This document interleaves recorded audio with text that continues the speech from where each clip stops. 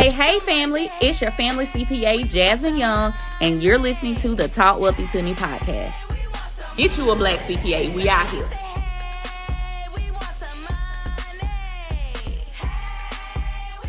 Welcome back. We're here with another episode of the Talk Wealthy to Me podcast.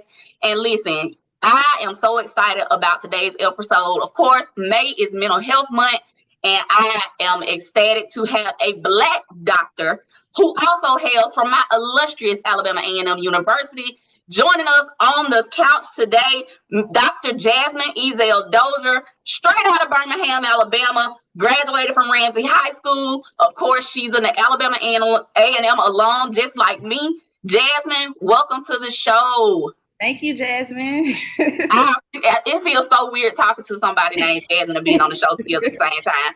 But anyway, girl, hey, girl, I've been good. How you been?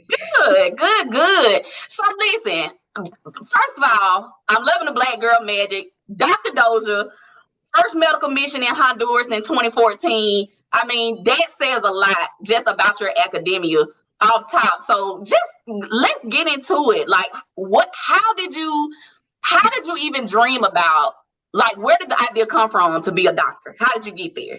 Oh, wow, Jazz. I haven't answered that question since my personal statement. So when I was in middle school, I had a teacher who, she kind of was like, she had a PhD, and she kind of was like one of those black women that you look up to, and you're like, dang, you know what I'm saying? Like, right. And I didn't know the difference between a PhD and an MD at the time. So I assumed since she was a doctor, we called her Dr. Reed. I just thought that she was an MD. And I just started researching from there. Wow. So started in school, you saw somebody that looked like you and you went for it. Yeah. Listen, if you're listening to this podcast, I'm telling y'all, representation matters. And that's one of the reasons why we do this show, is to bring shine some light on black professionals in the business and inspire people to be whatever they want to be. So you saw that in school, you looked it up, got to A&M. How was that, like, going to school to be a doctor? I know you had to go beyond A&M, so you were in school for years. Like, what was that journey like? Just getting through the undergraduate piece of trying to be a doctor. Right. So, of course, I'm from Birmingham, Alabama, and I went to Ramsey High School. And now Ramsey is an international baccalaureate school. At the time, it was just a magnet school. Mm-hmm. And, we were well prepared for like college and stuff like that. So that wasn't the hard part at all. Mm-hmm. Getting A&M and completing undergrad in the biology department was a journey of its own. Shout out to Dr. Savage. Man, I'm telling you that he was the best professor at A&M. I don't know about other schools or whatever, but in the biology department, he was the head honcho. And it wasn't just me, it was a collective of us biology majors who were aspiring healthcare practitioners. I remember it was about 5 of us. And by the end of undergrad, only 2 of us got into medical school. And that wasn't me. And we had plenty of professors that, tried to prepare us for the rigors of medical school. And I got to mention Dr. Thompson in the biology department. Anybody at A&M that took Dr. Thompson, you know exactly what I'm talking about. That man was a beast. Like, his lectures were straight Ivy League level lectures, like, and that prepared me so well. However, at MCAT, it was a different story. And I remember all 5 of us preparing for the MCAT and not really having the resources that other students may have at other schools, at IVCs and PWIs.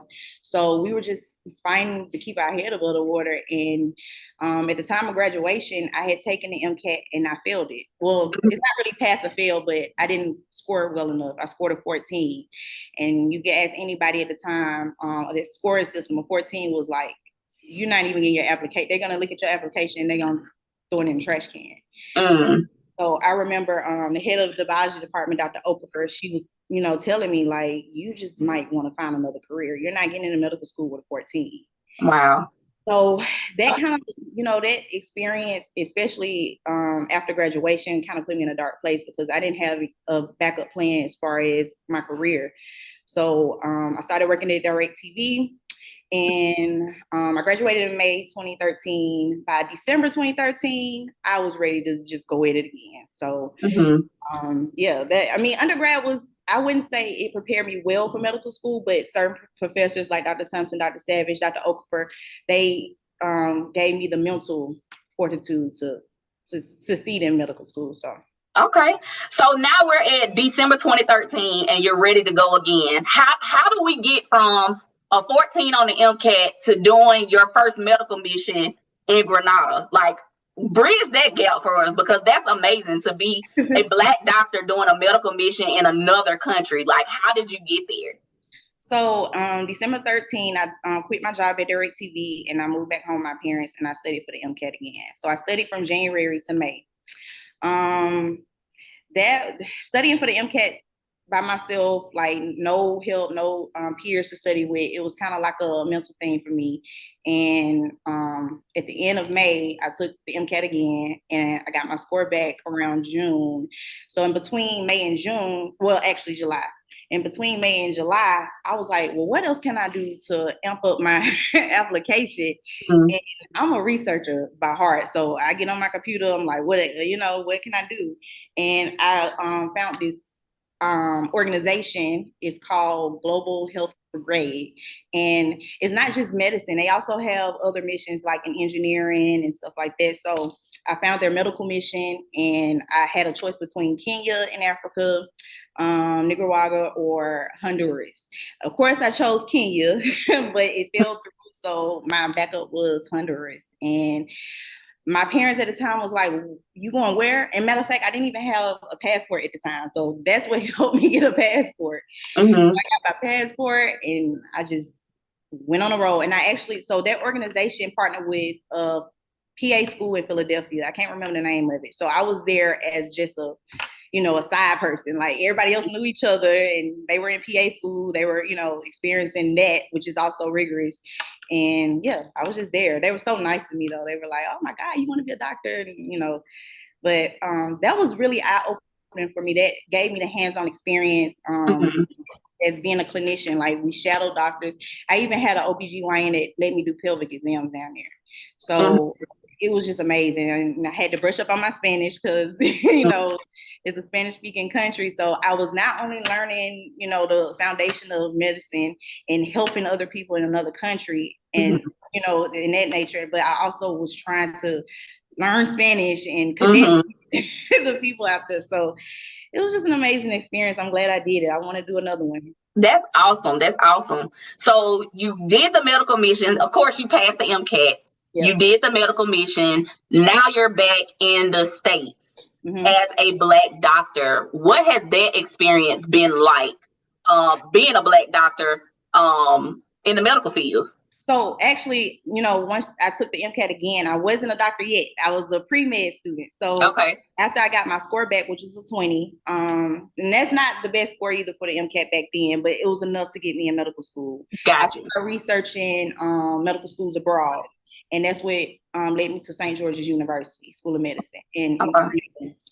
And I applied, I got an interview, and I was accepted. And I was supposed to start that fall, but I was like, nah, give me time to just, relax. All in and relax, yeah. I ended up matriculating January 2015. So when I first got down there, and again, my parents was just so like, these people from Birmingham, my dad's from Fort Deposit, Alabama. They like, what are you doing? Why are you going all across the world? Yeah. And the craziest part is, most students who apply to those schools, those are the students who aren't necessarily competitive enough for the U.S. medical schools. However, I didn't even apply to a U.S. medical school again. So I went straight to St. George's because I read their website, I read their information, and I knew they was going to give me a chance, and they did. And there we go. So now you're a doctor, and the whole process to get there, I'm sure it was taxing on your mental health. So of course it's Mental Health Month, National Mental Health Month. Like, what are some tips that you can give somebody that's maybe studying to be a doctor, or studying for whatever, or just having mental health issues? What are some mental health tips for African Americans? Because health is wealth as well. So what are some things that we can do to make sure our mental health is where it needs to be? So I have a friend that I've been working with kind of like unofficially alongside her actual psychiatrist. She's been taking antipsychotic medication for years and years and years. And she's always, told me like, Jazz, I got to get off this stuff. These side effects is killing me. They're making me depressed and making me just not, enjoy life. And I always told her, I said, start with a blood work. Find out what your vitamin levels are. Find out what your magnesium levels are. Find out what your vitamin D levels are, because 9 times out of 10, now this is unofficial. This is not probably what your regular psychiatrist or therapist will tell you. But as far as what I know and what I've learned, start with those basic tests and figure out your baseline.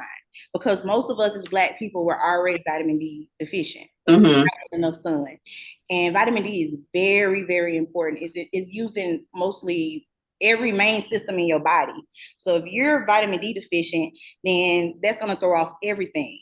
And the first step for me, and I was also, like mentally strained trying to get in medical school, trying to stay in medical school. Right. The first thing I did was start vitamin D supplements. I also got sun. I got sun for at least an hour.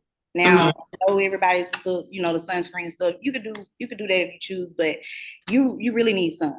So supplement vitamin D, get some sun, and start there. Now, after that, if you get your blood work back and you're deficient in other things, start supplementing. Just start there. Just start supplementing just to see if that's what it is. Because 9 times out of 10, if you ask me, it's the culprit. Right. So for those people who may want to go the Western route and they want to do the medication, for instance, for full transparency, I am on medication for anxiety and depression. So for people who want to go that route, what are some things that questions that they can ask their doctors when they're trying to figure out what medicine works for them and that's going to help? Number one thing, what are the side effects? Because you got, antidepressant medication that the side effect is suicide thoughts. Right. And a lot of doctors, I'm not going to say, the majority or in general, but from what I've experienced, a lot of doctors don't stress the side effects. And so when I was rotating at a psychiatry office in Chicago, I made sure I asked all of my patients, what do you want from this what do you want from this treatment? Do you think it's going to make you feel better tomorrow? Because it's not. You got to give it a chance. So definitely ask about the side effects, because you start taking that medication and you get worse. You're like, this ain't working. What's going on? I want to right. Like, you gotta ask those questions, because a lot of doctors are, they're in their minds and they're doing the best they can. Don't get me wrong.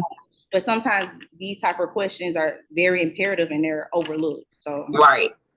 So with that being said, you've seen a lot of different cases with anxiety and depression and all of that being, rotating.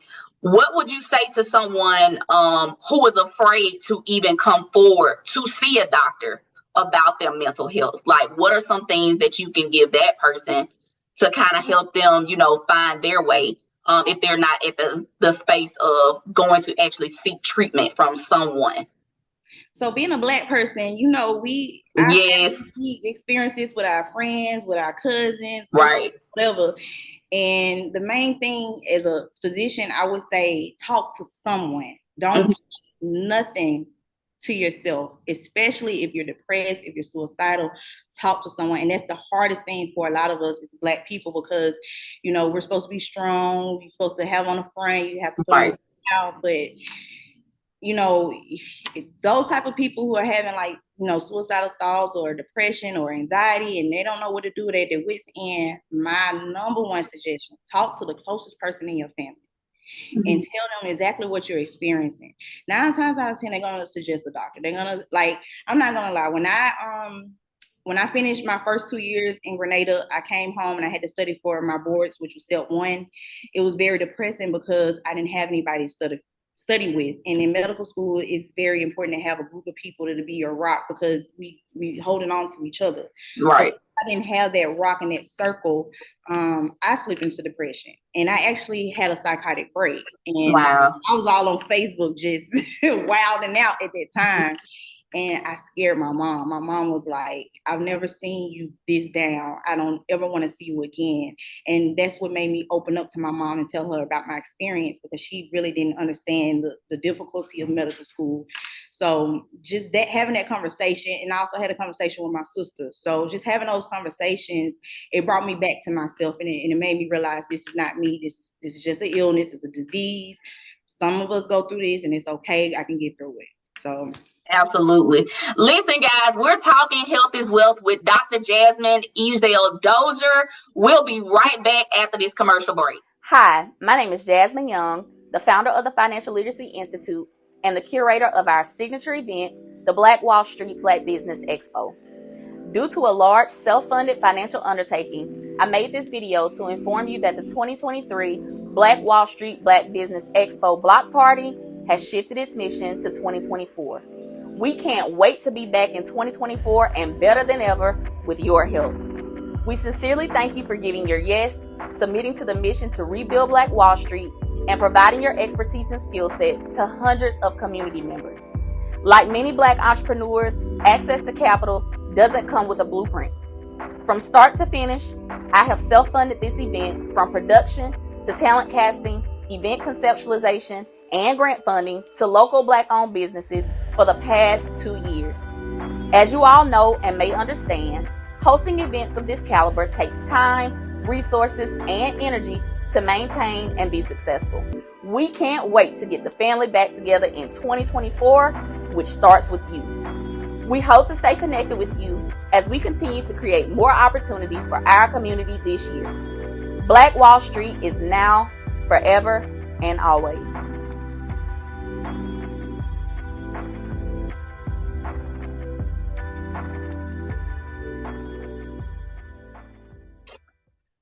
Welcome back. Welcome back. Listen, if you have not been tuned into this episode, we have Dr. Jazmine Ezell Dozier joining us, talking about her experience to becoming a Black physician and talking about mental health. It's mental health month, so we wanted to make sure that we address health, because health is wealth as well. So Jazmine, you were just telling us about how you experienced a psychotic break while you were actually going through the process of becoming a doctor, and you talked to your mom, and your mom was able to help you get the help that you needed so that you can actually, finish medical school and be the Black girl magic that you are today. So I know for me, when I first started going to therapy, I came from a family where, they want you to just pray about it and give it to God, and that was going to be okay. And initially, they weren't accepting of me going to therapy, but now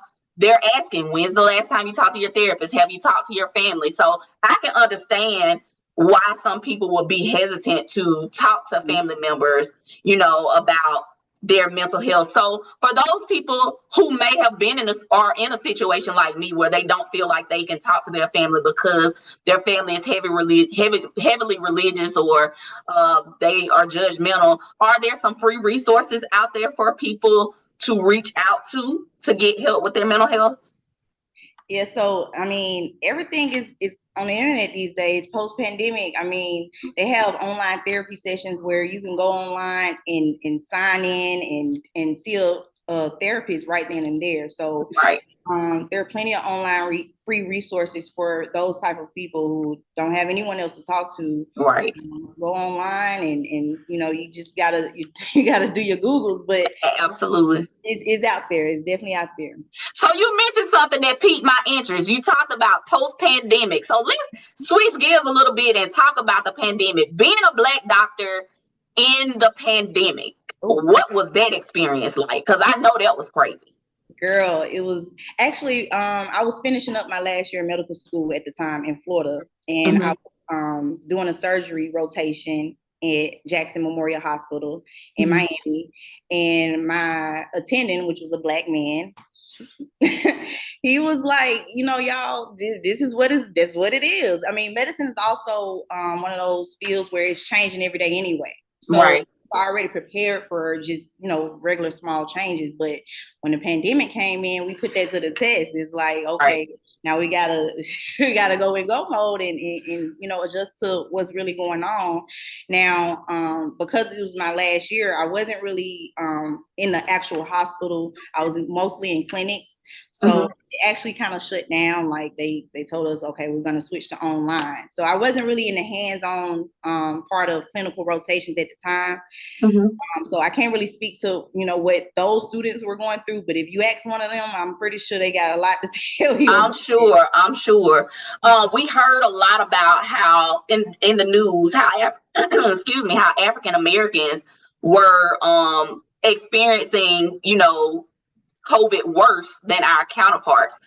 For African American people, talk to us a little bit about how we can advocate for ourselves when it comes to seeking medical attention, because that's been a big thing, especially since the pandemic, with Black women being pregnant. Like, what can we do to advocate for ourselves when it comes to seeking medical treatment? So when you are seeing a doctor and you're a Black African American person, do not go alone. That's the number one thing that I would say, because in my experience, when I was, you know, interviewing patients and my attendants came in, again, you got to realize our attendants are very, you know, overworked. So their job is to just sign off on something. They don't want to, you know, dive deep. That's what the medical students and the residents are for, to dive deep. Right. So when you have a person with you, that's your advocate, honestly. Right. That person, and not just any person, someone who can listen and repeat what's going on and ask the right questions for you as well if you're not able to. Right. Also, when you see a physician, make sure that they're documenting everything that you say. So if you're African American and you see a physician and you're in there for, you know, stomach ache or something, and you feel like they're not really listening to you, or they're not doing a test, or they're not giving you a good treatment, just simply ask them, are you documenting this? Yes, they are, of course. Can you note that I told you I had this symptom and it's not getting better with the treatment that you gave me? That's going to change the tune right there. Right. You have to document everything. Every conversation, every interaction, it has to be documented. So if you tell them to document that you're not getting any better, then guess what? Now it's on them. So now they're gonna make sure that you get better now. Absolutely.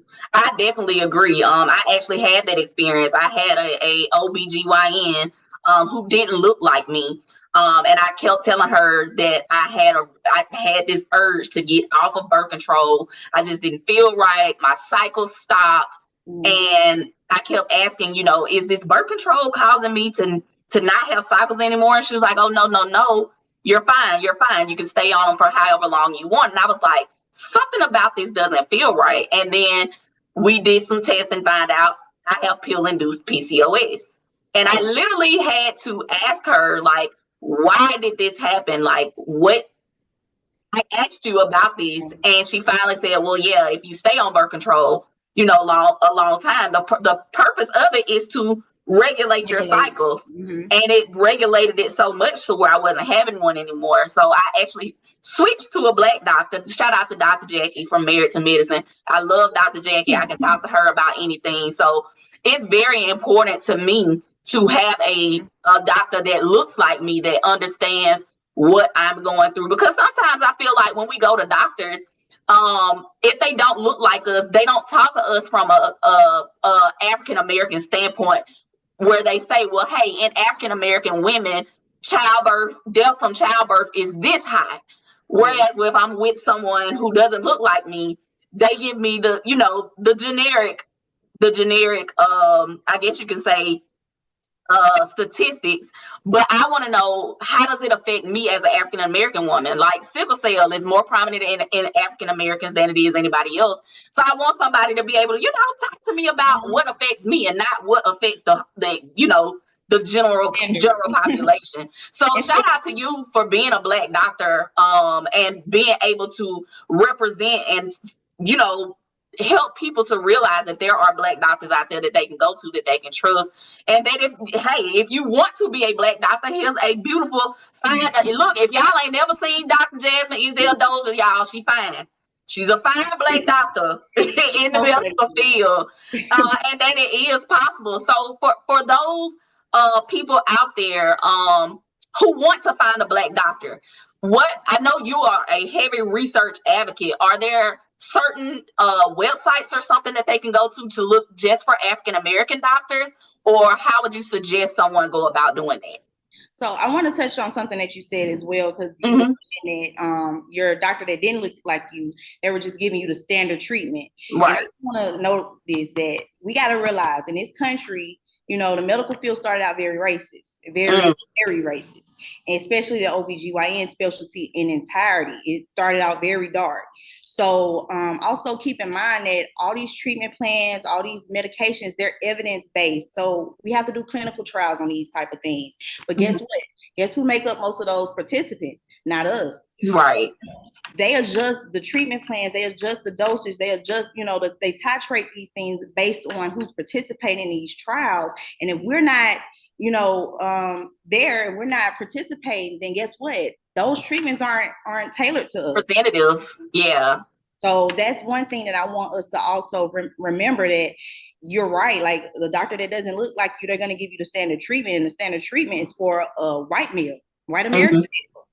So keep that in mind. So I don't know if there's a database for Black American physicians. However, that's one of the things that I actually wanted to start. I wanted to find, I wanted to start my own, you know, database, not just for Black doctors, but Black PAs, Black nurses, you know, healthcare in America. So I'm sure there's probably like an online database that you can look up, but I do kind of want to start something similar to that. I've been thinking about that for a while now. That would be dope, because I know now, you know, everybody is about Black Lives Matter, and everybody wants to, you know, shop Black, buy Black. And I personally do that. I personally made it my business to go and get, you know, Black doctors, Black everything. Yeah, like my orthopedic surgeon is a Black doctor. Matter of fact, Curtis People, Dr. Curtis, he went to A&M with us. Like I make sure to, you know, go to Black doctors and surround myself with Black excellence, such as yourself, because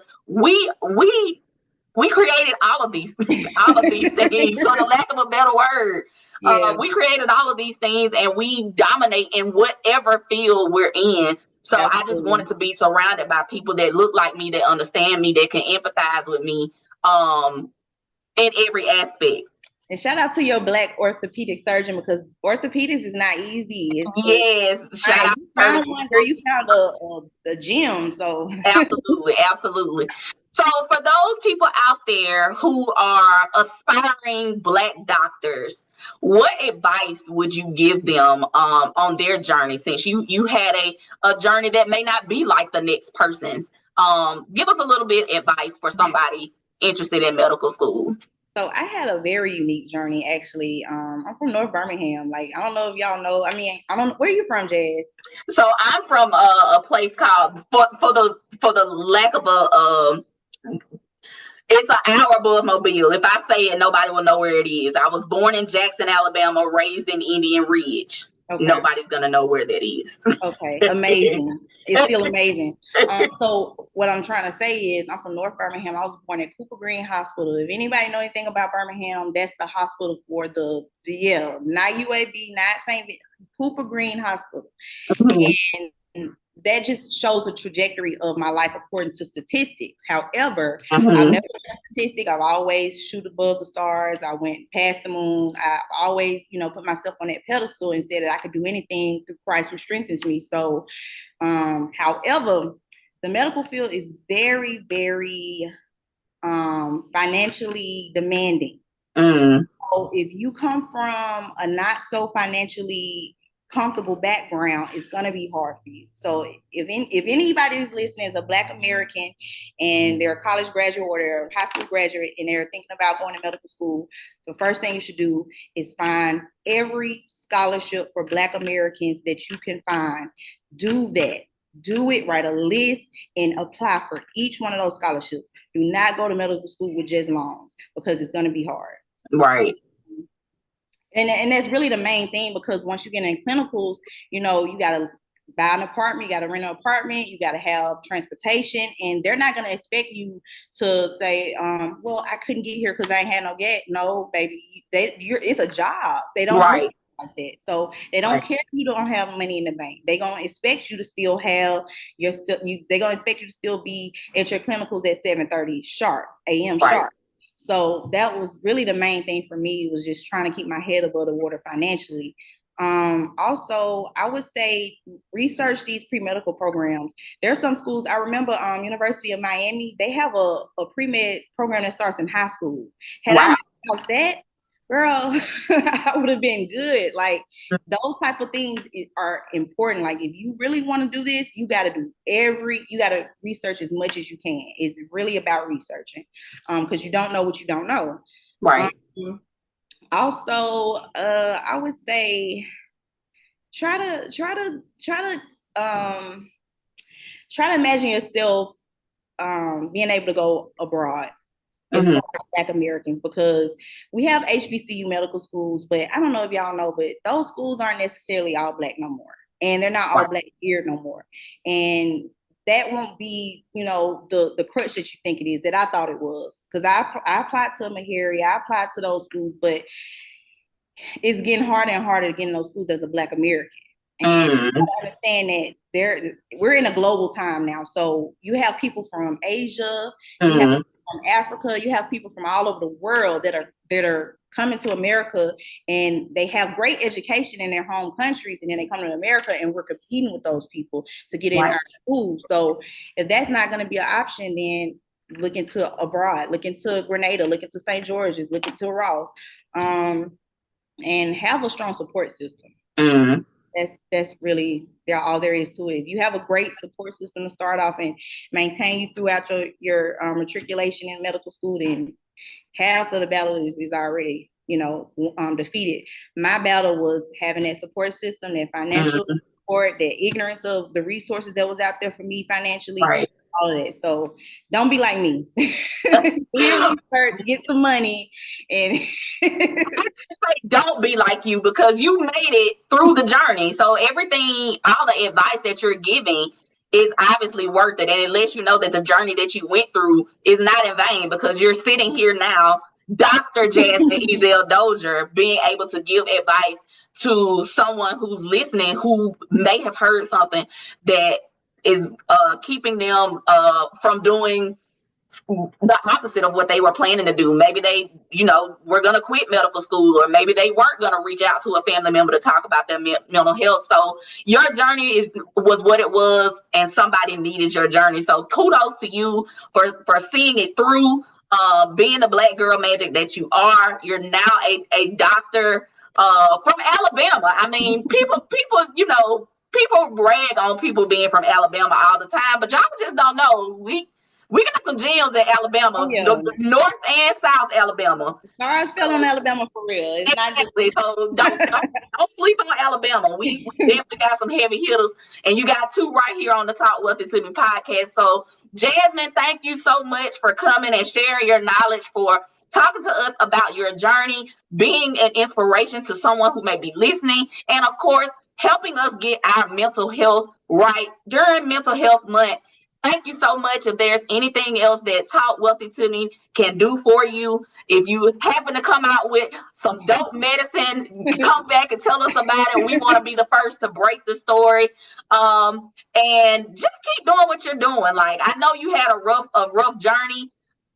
It was not in vain. I just have the urge to tell you, it was not in vain. It was worth it. You are worth it. You're doing an amazing job. You're representing us, number one, because we need to be able to show our Black and brown people that you can be everything that you want to be, no matter where you came from, Birmingham, Lower Alabama, wherever, it doesn't matter. We both are proof that Black excellence is just, it's going to be what it is. Period. Period. Listen, you guys, this has been another episode of Talk Wealthy to Me podcast. I am your host, your family CPA. And I am wishing you love, peace, and generational wealth. See you next time. thank you for listening to this episode of Talk Wealthy to Me. Remember to subscribe to our YouTube channel, like, comment, and share.